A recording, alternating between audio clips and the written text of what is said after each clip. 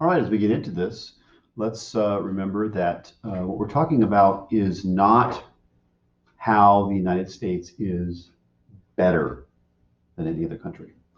This is the uniqueness of the United States, meaning that there are certain qualities, certain characteristics, certain things that we have done as a country that are unique in the world and therefore kind of set us apart.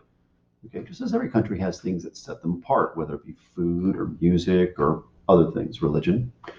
The essential question. So the essential question is, what are some of the unique things about the United States? And you'll find out in the notes what those are. And then why is it important that all of us know these things, right? We recognize the uniqueness of the United States. We're going to look at a couple of very common things. Okay, first of all, the Pledge of Allegiance. Pledge of Allegiance, we say it every day. I pledge allegiance to the flag of the United States of America and to the republic which stands one nation under God, indivisible, with liberty and justice for all. Say it fast. We don't take time to look at the words. Pledge allegiance to the flag. Do you know what pledge means? Allegiance. Why are we doing this to a flag? Right? Do you know what a republic is? Why isn't there that phrase under God between two commas, just kind of stuck in the middle there? That's kind of odd. Liberty and justice. Oh, those sound wonderful. Liberty and justice. You know what they mean? We don't. So let's look at some of these terms. I pledge allegiance to the flag. So we got pledge, we got allegiance, and flag. They're underlined there for you. Notice all the underlined terms. Pledge. A pledge is a promise, right? It's a promise. I promise allegiance. Allegiance is loyalty. I promise to be loyal to the flag. But when you think of the flag, picture it in your head here. You can see it in the picture in the notes. It has two parts. It has stars and stripes. The stars obviously represent the states. There's a star for every state. So there should be how many states, how many stars? I'm not going to tell you. You're going to have to know it. Okay, that's how many states there are today. Okay, but at the same time, remember, we added a star each time we got a state. Therefore, when we started, we have very few stars, and we built the number of stars up as we went. Now, the stripes, however, there's a very certain number. The stripes there are 13 stripes, and those 13 stripes are the 13 original colonies. So what's really kind of interesting about the flag is it represents the then and the now. It represents the beginning of our country and it represents the now of our country. The flag really represents the history of our country because as our country grew, we added stars. And where do we start from? 13 original colonies.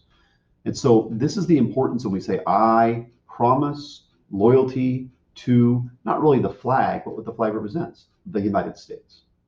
All right. And to the republic. Okay, well, that's interesting because the word republic, that's a type of government.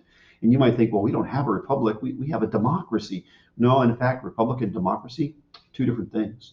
The founding fathers thought of the word democracy. When they thought of that, they thought of the ancient Greeks, the Romans, where things were done very differently. Democracy is when the people have power. And that sounds great, right? But what do you do with the power? Once you have it, what do you do with it? In a democracy, people make decisions. Literally, in a democracy, all of the people, okay, all the people in a country are voting on something and they make it the law. So let me give you an example. Let's say that in the United States, we put it up for a vote and we said, okay, who should pay more in taxes, men or women? And because there are more women, they voted, oh, the men should pay more taxes. Well, the men just got outvoted, therefore the men pay more taxes and women pay less taxes. Doesn't sound fair, does it? Doesn't sound right either. Why should one group pay more taxes than another? Well, that's because in a democracy, it's not about what's right or what's fair. It's about what the majority says. In the democracy, majority rule. Matter of fact, the founding fathers referred to it this way. They said it's the tyranny of the majority. Tyranny, Tyranny, tyranny of the majority. It's the idea that tyranny is the idea that you abuse your power. The abuse of power by the majority. As long as you have enough votes, you can do whatever you want to people. That's the idea. Now, in a republic, it's different. That's why we don't have a democracy. That's dangerous. But in a republic, people have power. Now, what do they do with it? Well, the definition of republic is a government where citizens who have power elect representatives who then make decisions for them. And you might be thinking, well, how is that any different to democracy? Instead of the people making the decisions, we have representatives making the decisions. Can't they abuse their power too? Well, yeah, they can. But in a republic, there's another part to it, and that is this, that the people who are the representatives have to follow a contract. They have to follow a playbook, a set of rules. We call it the Constitution, all right, that tells them what they can do with their power, what they can't do with their power. It's a protection against tyranny, all right? And so that's the idea of republic. It is a government where the people elect representatives, those representatives make decisions for the people, and the representatives have to obey the Constitution. They have to obey the rule book. And in that way, the people are protected so that the government can't just do whatever it wants and abuse its power, or in other words, tyranny would result. Now, that phrase under God, that just seems like it was thrown in. And in fact, it was kind of thrown in the 1950s. We had the pledge for about 30 years, and then all of a sudden, boom, under God, it's thrown in there. But it was during a time when we were experiencing this thing called the Cold War, where we were sort of battling it out with Russia over nuclear weapons and so on.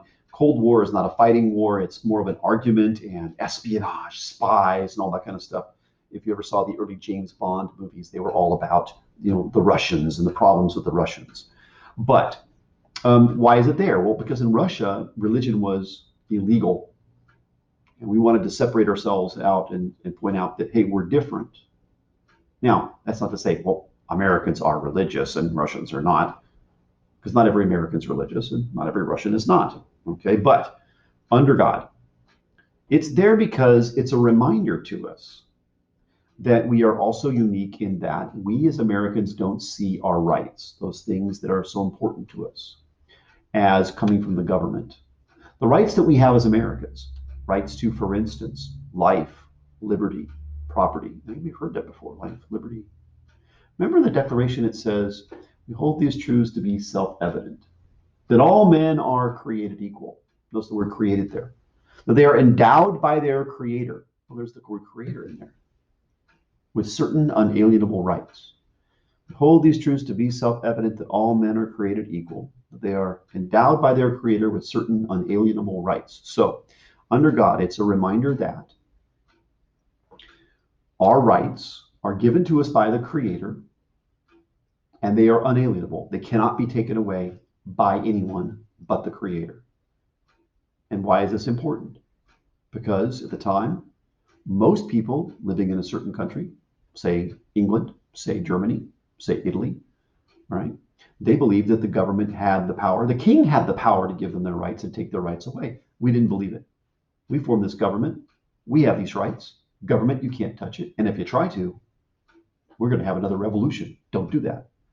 And so most people say, well, life, liberty, property, those are the three, rights that most people have. Most Americans, however, they look at the Bill of Rights, the first 10 amendments to the Constitution. They say, we have those rights also. Right to freedom of speech and freedom of religion, the right to the freedom of the press, the right to, for instance, a fair trial with a jury of our peers, the right to protect ourselves, Second Amendment, and so on. There's all these rights. These are our rights. And they're what we call natural rights. Natural rights. Why are they natural? Because they're part of being human. They're rights that we have because the Creator gave them to us. They're natural. All right. And those rights are different than other rights. Civil rights are given to you by the government. Civil means society. They're given to you by the government. These aren't civil rights. These are natural rights that are protected by the fact that they're part of who we are as human beings, and the government cannot take them away. Now, we go on to the word indivisible. That's not the word invisible. We don't have a country that is invisible. That's creepy. Indivisible, cannot be broken apart. In the Civil War, we had a situation where the southern states tried to separate themselves, form their own country. And at the end of the Civil War, when the war was over and we brought the country back together again, we made it very clear. Sorry, as a state, you do not have the right to ever separate. Now, if you want to leave the country as a citizen of the United States, you want to move to Canada and become a Canadian, that's your business. Can you take Iowa with you when you go? No, you can't.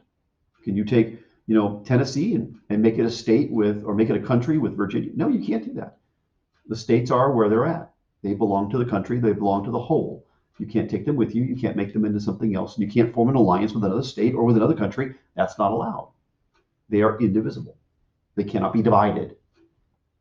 Liberty and justice. Now, these are two things, again, that are so important to us as people because of the fact that they seem very American. Liberty, by the way, a lot of other countries use the idea of liberty. But there's a problem with the way that they use liberty. I'll talk about that in just a moment. Well, let's talk about how it's different from freedom, because a lot of people today, they don't use the word liberty, they use the word freedom. Freedom is absolute. Freedom is the idea that you can do whatever you want, however you want, period, done. Now, that can be dangerous, right? I feel like today, hurting somebody. Well, why can't I do that? I have freedom, right? I can do whatever I want. I can say whatever I want. I can do whatever I want. I can drive as fast as I want. I can walk into a store and take whatever I want. I have freedom. But that's not what we do in this country, right? We know that we can't drive as fast as we want and just hurt people willy-nilly and walk into a store and steal stuff because we have liberty. It's different. We have freedom to do whatever we want, but it is, and look at that big letter at the beginning of the word liberty, L. Remember that, L-I. Why? Limited. Think of the word limited. When you think of liberty, think of limited. Limited by what? Well, it's limited by the fact that we have natural rights. Remember the under God part? So, for instance, I have the right to own whatever property I want. I have that liberty, that freedom. But what's it limited by? It's limited by the fact that if somebody else already owns it, I can't have it. I have to pay for it. I have to trade them for it. So my liberty, my freedom is limited by the fact that other people have natural rights given to them by the Creator that I've got to respect. And that's as far as my liberty goes. And then I have to pull my liberty back. I have to stop going that direction with my freedom because I'm about to violate somebody else's rights. So liberty and freedom are two very different things. The founding fathers didn't use the word freedom. They used the word liberty because they wanted people to understand you don't have absolute freedom in this country. You have liberty that is limited by the Constitution and the rights that are in the Bill of Rights that other people have. And you can't go past those things without violating people's rights. And in which case, guess what? Now you're the person that's creating the tyranny. You're the ones that's abusing their power, right? Governments can abuse their power, but individuals can too. Justice. Now, when you think of justice, sometimes people today automatically go to something like social justice, right? Restorative justice.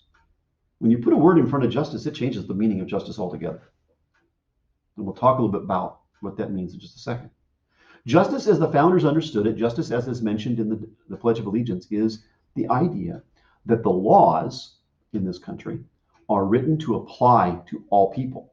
They're not written to apply to certain groups of people and not others. They're written to apply to all people, and that when you break the law is applied to you the same way it's applied to every person. We call this equality under the law. Equality under the law, right? Some people say it's the rule of law, and it is. It's the rule of law, but it's also the equality under the law.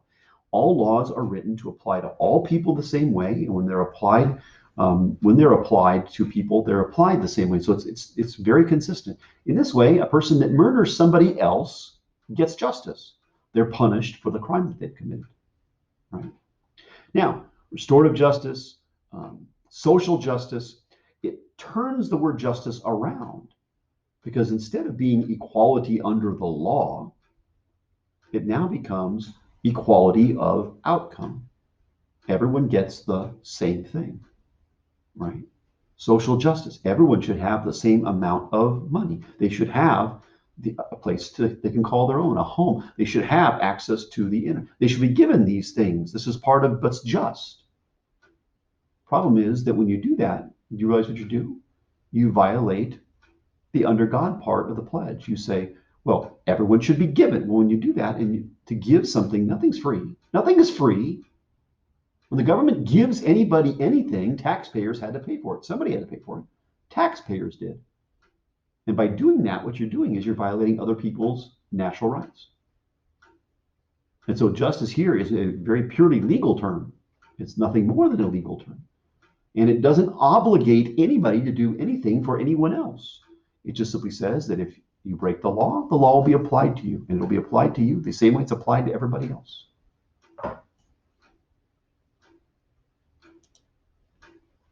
Now, another place where there is a lot of history is actually found in our currency. you ever think about why there are those three things on our coins? Liberty, in God we trust, and e pluribus unum. Again, it's to remind us of some unique qualities of our country.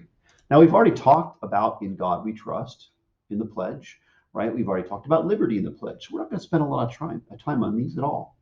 Let's focus on the e pluribus unum.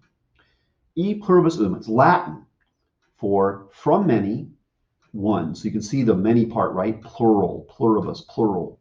From many, unum, one. From many, one. From many what? One what? From many different places, different cultures. We take all these people together and we create one country. One of the unique things about the United States is that we're one of the few countries in the world, and at the time we were founded, perhaps the only country in the world, where the people that live here aren't all of the same ethnic background or racial background or religious background. They are an absolute mixture of all different sorts of people. At the time, you go over to Germany, Germany was filled with Germans, an ethnic group, right? A tribal group. France filled with French people, same thing. Italy filled with Italians, China filled with Chinese. America's filled with Americans. But what are Americans? Americans are people who've come from many different places, the pluribus part, and when they come here, they create one country. One country, all right? And again, we're united in a sense, we're indivisible. Last idea before we're done here, American culture. Our common understanding of our past, that's the study of history, our common understanding of the past. This is why we study history. Why? Because it creates a common culture. It creates a common understanding. If we all understand the facts of our history, we all then have a connection to each other with regards to our past. However, whenever we see ourselves as Americans and not as members of groups that are based on race or gender, we're more likely to be able to work together and solve problems. We said again, when we see ourselves as Americans and not as members of groups based on things like race or gender or whatever, we're more likely to be able to work together and to solve problems. Now, this may not be obvious until you get to the third point, and that is, if you view society as a bunch of groups, think of tribes almost, that will likely divide us. If you think of society in the opposite way, if you think of America as a bunch of different groups, that will likely divide us. And why is that? Well, because we separate ourselves into groups, think of schools, different schools, football teams, different sports teams, right? The result is that people tend to want what's best for their team, not what's best for the whole country. And so if we look at our country as, men versus women, or as black versus white, or as Catholics versus Buddhists, or you name it, we start dividing ourselves into groups. We then begin to fight amongst each other, almost like tribal groups within a country, for what's good for our group. And that is not beneficial to the country. And matter of fact, what that does is, instead of uniting us as a country, it divides us as a country. And it really prevents us from solving problems. It just causes us to bicker with each other constantly.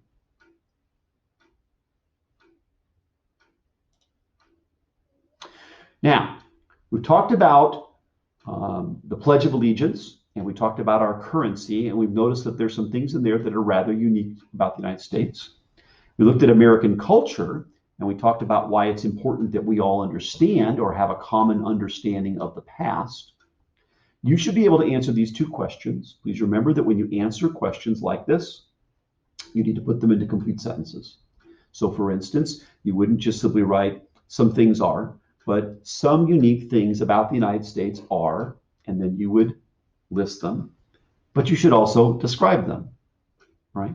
So don't just simply say republic, describe what a republic is. Don't just simply say liberty. Describe what liberty is, right? And these things are important. And again, when you answer this part of it, it's important that we all know these things because, and then make sure that you give an explanation of why that is.